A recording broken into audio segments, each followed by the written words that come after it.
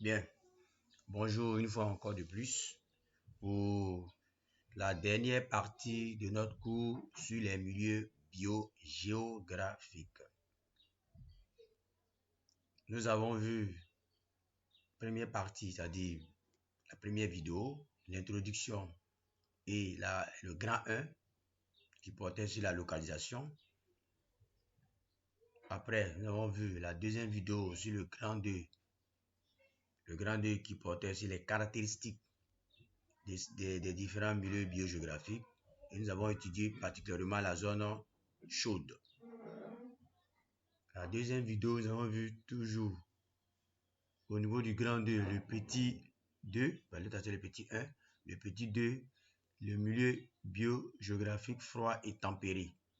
Et nous avons d'abord étudié le milieu tempéré. Aujourd'hui, qui concerne la dernière partie, nous allons voir le milieu froid, c'est-à-dire les milieux biogéographiques froids que nous allons voir. Pour cela, on va encore visionner un peu la carte pour nous situer c'est où. C'est la zone qui est située entre le cercle polaire et les pôles. Donc de là jusque là, la zone située entre les cercles polaires et les pôles. C'est ce qu'on appelle ici la zone froide ou bien la zone glaciale. C'est la même chose ici en bas ici. Ça va? Donc c'est la dernière zone que nous étudions. Pour comprendre cette zone dans sa spécificité, nous allons dire ceci. On va présenter la zone encore d'abord avant de partir. Tout à l'heure sur la carte, on a dit que cette zone est située au-delà des cercles polaires. Les cercles polaires jusqu'au pôle. Maintenant, cette partie-là, il y a des noms techniques. On appelle le Groenland. Donc, au-delà des cercles polaires au Groenland, quand on va au-delà des cercles polaires, on est dans le Groenland. Cette zone aussi, on est dans le nord de la Suède, quand on est en Europe, au sud de la Norvège, le nord du Canada aussi. Quand on est au Canada, on est encore au nord, au Canada. On va aussi au niveau de la Finlande. Au nord, encore, il y a une partie où on est tout le temps dans une partie où ce n'est plus le froid simplement, mais on a la glace. On parle de la Sibérie et l'Alaska. Tout ça, c'est un état des États-Unis, l'Alaska. La Sibérie, c'est aussi un état qui fait partie du nord de l'Europe. C'est-à-dire c'est une zone où on n'a seulement que la glace, qu'on appelle la Sibérie. Donc, il fait extrêmement froid. On n'a seulement que la glace. C'est là où vivent ce qu'on appelle les Esquimaux. Bien, ça c'est la présentation de la zone. Mais un petit, on va voir les températures de la zone froide. La zone froide est caractérisée par des températures très basses. Quand on dit basse, c'est une température qui tend vers 0. Et même à moins l'infini, on va vers le moins l'infini, très basse.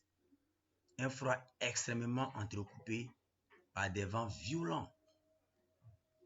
Froid, mais les vents aussi, on a aussi des vents violents, appelés les blizzards, vents glaciaux chargés de neige ou de glace. Les blizzards. Pour ceux qui sont dans la zone connaissent un peu. Les blizzards. On a aussi au Groenland, c'est-à-dire lorsqu'on est dans la zone, c'est une zone qu'on appelle le Groenland, le climat est glacial et les inlandsistes, les inlandsistes, ce sont les calottes glaciaires, ce sont comme des blocs glaciaires, hein, les calottes. Et quand on met le carreau là, voilà, ces gens, ce sont qu'on appelle les calottes glaciaires, empêchent une abondance de végétation. Et le sol est couvert, c'est comme si c'était des carreaux de glace, Donc ça appelle la végétation, parce que la végétation est sur le sol. Il y a la glace qui fait. Donc il est difficile aux arbres de sortir, à la végétation de sortir les têtes. Voilà. Mais quand même, il y a des végétations adaptées. Mais les végétations que nous avons ici ne peuvent pas tenir là-bas. Donc, qui empêchent les végétations de se développer, d'avoir une végétation abondante. Donc, dans cette zone-là, on n'a pas de végétation en tant que telle. Même si on a quelques arbustes ou bien des arbres par-ci par-là. Bien, certaines sont moins glaciales avec un été doux. Il y fait 6 mois de jour et 6 mois de nuit. Il y en a, on trouve l'été quand même. Voilà. C'est doux, mais ça n'est pas dit qu'il y a soleil, c'est doux. Ça va, ça diminue un peu, mais on est toujours dans ce qui est glacé, mais c'est un peu doux. Et là-bas, on est dans la journée pendant 6 mois. Et souvent aussi, on est dans la nuit pendant 6 mois. Voilà. Donc les gens règlent. Si on est dans la période de 6 mois dans la journée, on règle, on travaille selon les heures. Quand les heures, les matins qu'il y a soleil, on dort. Et puis on suit les 24 heures. On fait 12 heures. Après 12 heures, on dort 12 heures. Puis on se réveille. On suit. Et quand on vient dans la nuit aussi, c'est tout réglé comme ça. Donc les gens sont habitués selon les changements de température. 6 mois dans la journée, 6 mois dans la nuit. Bien, le petit 2, nous avons la végétation de la zone froide. Elle est composée de forêts boréales, de taïga et de toundra. C'est des forêts, comme je n'ai pas d'image, c'est simple. Nous sommes dans l'ère de la technologie. Vous allez sur Google, vous tapez la forêt boréale, vous allez voir, c'est à quoi. Vous tapez aussi la forêt de taïga, et de toundra, vous allez voir. Ce sont des forêts, vous allez voir les particularités en termes de vidéos, mais c'est des forêts qui sont dans les zones froides. Ils arrivent à se pousser qui sont dans les zones froides. Les climats continentaux très froids sont pratiquement déserts. On note la présence des sapins, toujours sapin, lui, il est vraiment dans les milieux où on parle de fraîcheur, le sapin tient. Voilà pourquoi vous voyez qu'en Europe, les gens utilisent les sapins pour faire les arbres de Noël. Mais malheureusement, en Côte d'Ivoire, on veut faire autant, on prend sapin, non? On va prendre des arbres d'ici.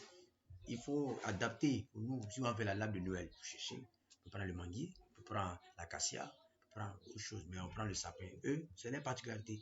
Puisque le froid, ce sera en décembre. Donc en décembre, ils prennent le sapin qui est la caractéristique de cette période-là. Et le pin, le sapin et le pin sont pratiquement les arbres, c'est pratiquement la même chose. Quand vous allez voir le sapin et le pin en image, vous allez voir qu'il n'y a pas de différence. Bien, voilà, présenter un peu la végétation de cette zone et aussi présenter en petit les températures. Mais vous allez me demander le sol. On voit ces différences là-dessus. On va voir le sol. On va venir voir le sol ici. C'est notre tableau. On monte ici. Voilà. En haut, c'était la zone tempérée. Le petit B ici, c'est les milieux biogéographiques. Vous regardez, on est dans en termes de... Nous sommes dans la zone polaire, arctique ou antarctique. Comment je peux expliquer ça? Attends, je viens sur la carte pour vous présenter cela. Vous allez voir sur le globe au moins. La zone arctique, antarctique se trouve quelque part en haut ici. Et on tend vers le pôle. Ici, je vois que l'Afrique s'arrête ici. Non, en bas ici, on rentre dans la zone arctique. Antarctique, pardon. On est en bas. Mais quand on est en haut, on parle de la zone arctique. Ici, c'est la zone arctique. Et en bas, c'est la zone antarctique. C'est les zones où il fait très froid, extrêmement froid. Voilà. Donc, c'est ce qui est dit. Et puis, on a les montagnards en termes de... Bien.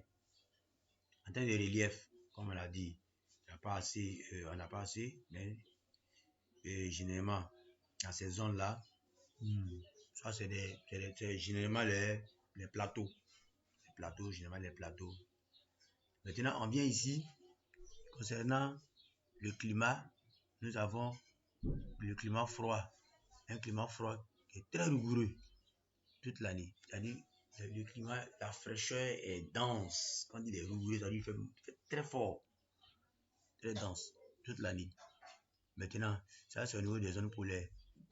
Dans les montagnes, nous avons les températures influencées par l'altitude. Voilà. Donc on a une précipitation en abondance. Il y a aussi une zone de montagne où on a ça. Il pleut beaucoup. Voilà. Mais dans les zones polaires, ça c'est le froid, très rigoureux. En termes de végétation dans la zone polaire, nous avons l'absence presque totale de la végétation. Il n'y en a pas. Je ne sais pas pourquoi la toundra, c'est un truc. Et ici, on a une végétation étagée. Voilà. Plus on est sur une montagne, la végétation est étagée, ça monte comme nous sommes en train de monter. Donc, étagée, des prairies et des steppes herbeuses. En termes de sol, ici, c'est les calopes glaciaires, comme j'ai dit. Sol glacial, c'est les calopes. C'est comme une somme si, voilà, ce que les gens utilisent ici pour faire les patinades. Voilà. Donc, on va voir les calopes comme ça. C'est la glace, on marche là-dessus.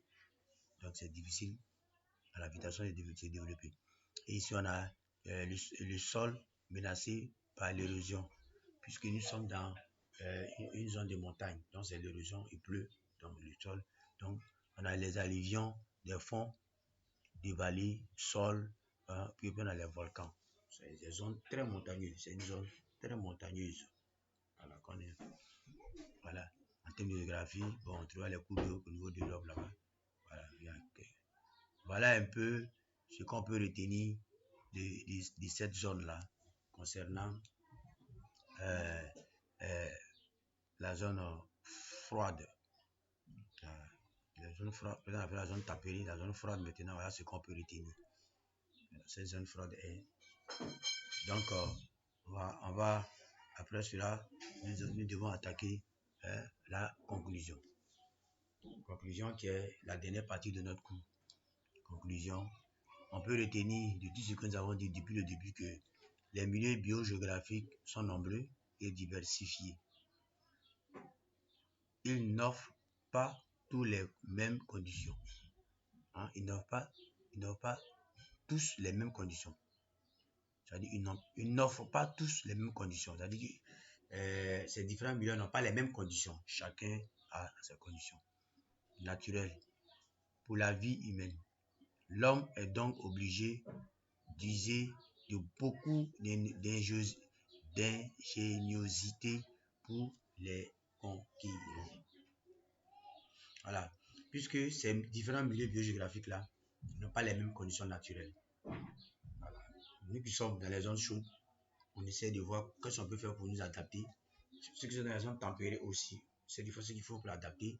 Ceux qui sont dans les zones froides, ils essaient de voir qu'est-ce qu'il faut en termes de végétation pour vivre. Chacun va savoir user de ce qu'il peut pouvoir vivre selon les conditions naturelles de son milieu biogéographique. Voilà. Donc, voilà ce qu'on peut retenir de ce milieu biogéographique-là. Bien, si vous avez compris, vous pouvez vraiment...